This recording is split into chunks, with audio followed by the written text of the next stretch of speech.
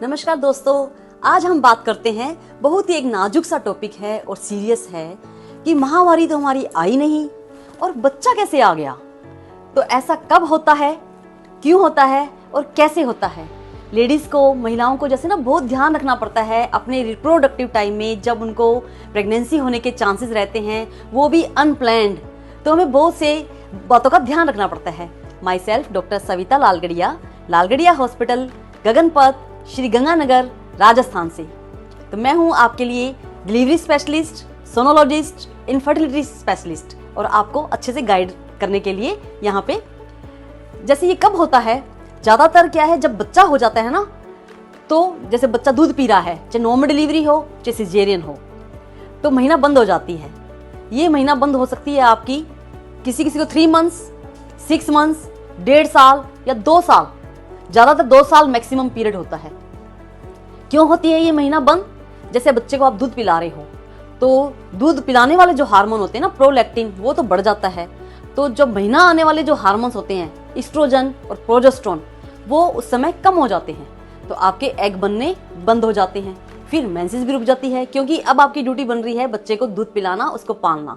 तो आपकी खून की भी पूर्ति होती है, महीना आती है तो खून निकलता है, तो खून में भी कमी आ जाती है। तो भगवान ने ये सब जो बनाया हुआ है, लेडीज का शरीर अपने फायदे के लिए बनाया हुआ है। लेकिन क्या होता है, आप लोग उस भरोसे में रहते हो कि महीना तो आई नहीं है तो बच्चा क्यों होगा।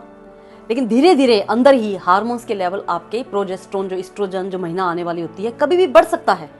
ज़्यादातर ये 6 महीने बाद जैसे बढ़ना शुरू हो जाता है। और कई बार क्या है, डेट तो आएगी नहीं और आपका जो अंडा है वो बड़ा हो जाता है, मतलब मैच्योर हो गया और फट गया। और आपको क्या ध्यान रखना है, देखो डिलीवरी के बाद में 1.5 महीने तक तो आपको हस्बैंड के साथ में संबंध बनाना ही नहीं है, क्योंकि उस समय यूट्रस में इन्फेक्शन होने का डर रहता है, बच्चेदानी का मुंह खुला होता है, टांके भी होते हैं, आपको भी रिकवरी पीरियड चाहिए होता है, बच्चे के साथ में बॉन्डिंग चाहिए होती है, तो आपका शरीर भी कमज़ोर होता है। नॉर्मल डिलीवरी के बाद में 40 दिन तक, 1.5 महीने तक आप संबंध नहीं बनाते हो। और सिजेरियन के बाद में 3 महीने तक ध्यान रखना पड़ता है, क्योंकि आपके लिए भी पेनफुल होता है और यूट्रस के अंदर स्टिचेस होते हैं, तो वहाँ पे इन्फेक्शन ना हो जाए, स्टिचेस को किसी तरह का नुकसान ना हो जाए, तो हमें परहेज करना पड़ता है। लेकिन उसके बाद अगर आपने परहेज नहीं किया और आपके अंडा बन गया, रप्चर हो गया और उसी समय आपको बच्चा ठहर जाए, वो भी अनप्लैन्ड, तो देखो कितनी दिक्कत हो सकती है। अनप्लैन्ड होने से आपको पता भी नहीं चलेगा, महीना आई नहीं है, तो आपको हो सकता है 2 महीने बाद, 4 महीने बाद, और कई बार सिम्टम्स भी नहीं आते, 6 महीने बाद। कई बार तो हमारे पास पेशेंट आते हैं, वो 8-9 महीने पूरा लेकर आते हैं कि अरे पेट जैसे फूला हुआ रह जाता है, पता चलता नहीं है, सिम्टम्स आते नहीं है, डॉक्टर को दिखाते नहीं है, यूरिन प्रेगनेंसी टेस्ट भी नहीं करते हैं। हाँ, इस कंडीशन में अगर आपके दिन चढ़े हों, आपके सिम्टम्स अगर आए हों, तो आपको पता लगेगा, तो आपने यूरिन प्रेगनेंसी टेस्ट अगर करवा लो, तब तो वो पॉजिटिव आ जाएगा। फिर आप अनप्लान प्रेगनेंसी में साथ में डॉक्टर के पास आ सकते हो। जैसे अब डिलीवरी नॉर्मल हुई है, तो भी देखो कम से कम आपको 2.5-3 साल का गैप देना जरूरी है अगले बच्चे को प्लान करने के लिए।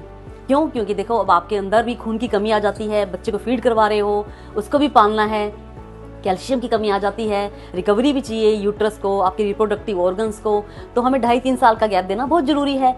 और सिजेरियन अगर हुआ है तो उसमें भी 3 साल का गैप देना ज़रूरी है। अगर फिर भी चलो चाहिए बच्चा तो हम कर सकते हैं, लेकिन टांकों में थोड़ी रिस्क होती है। 1.5-2 साल का मिनिमम गैप तो बहुत ही ज़रूरी है 2 बच्चों के बीच में आपकी रिकवरी के लिए। और पता है क्या होता है, जब महीना नहीं आती ना, बच्चे को दूध पिला रहे हो, तो ये पीरियड बहुत नाजुक होता है। और आपने अगर संबंध बिना किसी के मतलब कोई मेथड, अगर अपने कॉन्ट्रासेप्टिव परहेज, कोई सावधानी नहीं बरती बच्चा ना होने का, सबसे कॉमन होता है इसमें कॉन्डोम यूज करो। आप कॉपर भी लगवा सकते हैं, बहुत बढ़िया रहती है। नॉर्मल डिलीवरी के बाद तुरंत भी रख सकते हैं, या 1.5 महीने बाद, सिजेरियन के 3 महीने बाद आप कॉपर लगा सकते हो। अगर आपको गोलियां खानी है बच्चा ना हो, तो उसके लिए आपको ये गोलियां प्रोजेस्टेरोन वाली पिल खानी है, ना कि माला डी माला एन। बिना डॉक्टर से पूछे इस दौरान बच्चे को दूध पिलाते समय ऐसी गोलियां नहीं खानी है। और फटाफट आपके बच्चा हो सकता है अगर आपने साधन इस्तेमाल नहीं किया तो, क्योंकि बच्चेदानी का मुंह भी खुला है और ना ट्यूब्स भी थोड़ी खुली होती है, सॉफ्ट टिश्यू होता है, हार्मोन्स का लेवल भी इतना अच्छा होता है, रास्ता बना होता है, तो तुरंत बच्चा ठहर जाता है। इसलिए हम कहते हैं कि महीना तो आई नहीं और बच्चा आ गया, वो भी अनप्लैन्ड। अगर 2 महीने में चलो पता लगा है आपको, तब तो आप एमटी पिल्स ले सकते हो, दवाइयाँ ले सकते हो। लेकिन यही बच्चा आप 4-5 महीने बाद पता लगे आपको अनप्लैन्ड, तो फिर आप किसी असमंजस की स्थिति में आ जाओगे ना। आप अबॉर्शन करवाना चाहोगे, है ना। और अबॉर्शन डॉक्टर भी मतलब नहीं करते हैं, क्योंकि देखो इतनी जल्दी बच्चा होने पे थोड़ी आपको ना नुकसान हो सकता है, और स्पेशली सिजेरियन में, उसमें तो हम लोग बिल्कुल अलाउ नहीं करते हैं 2 साल से पहले कोई बच्चा करो आप या डीएनसी में जाओ। इसलिए हम सब इन बातों का बहुत ध्यान देना जरूरी है। जब बच्चा आपका हो जाता है, आप बच्चे को दूध पिला रहे हो, आपको महीना नहीं आ रही है, चाहे दूध ना भी पिला रहे हो, तो सावधानी बरतें, क्योंकि महीना जो है आपसे पूछ के नहीं आएगी। जो बच्चा भी जो ठहरेगा वो भी आपसे पूछ के नहीं ठहरेगा। जब मर्जी आपका अंडा पक के फट सकता है और बच्चा ठहर सकता है, तो आपको इस दौरान बहुत ज़्यादा सावधानी बरतनी है। मिसकैरेज हो तब भी आपके साथ ऐसे हो सकता है, 1.5-2 महीने बाद पीरियड आए, या फिर जल्दी से अंडा बन जाए, 20 दिन बाद ही दोबारा बन जाए, फिर से आप प्रेग्नेंट हो जाओ। तो जब भी हमें प्रेगनेंसी नहीं चाहिए, तो हमें मेन बात क्या ध्यान रखनी है, सावधानी बरतनी है कुछ ना कुछ। ये आपको ध्यान रखना पड़ेगा और आपके हस्बैंड को भी ध्यान रखना पड़ेगा। तो आप मेरी बात का गौर फरमाएं। Thank you for liking my videos, kindly share this important information and subscribe this. Thank you.